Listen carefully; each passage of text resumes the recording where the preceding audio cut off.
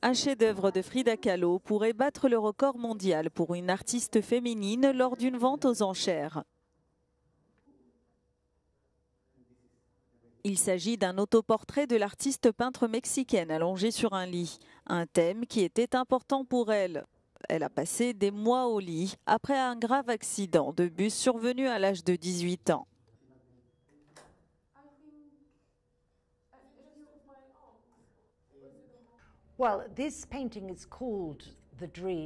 Ce tableau s'intitule Le rêve, le lit et date de 1940.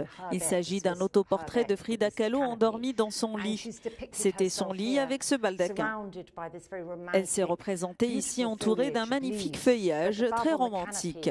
Mais au-dessus du baldaquin, il y a ce corps squelettique qui tient des fleurs, mais qui est presque enlacé dans ce qui ressemble à une sorte de détonateur ou quelque chose comme ça.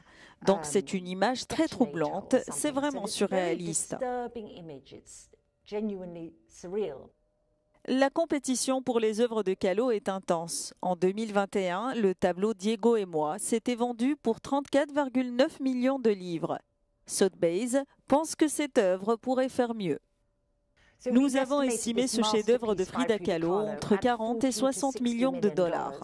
Nous pensons qu'il établira un nouveau record mondial de vente aux enchères pour l'artiste.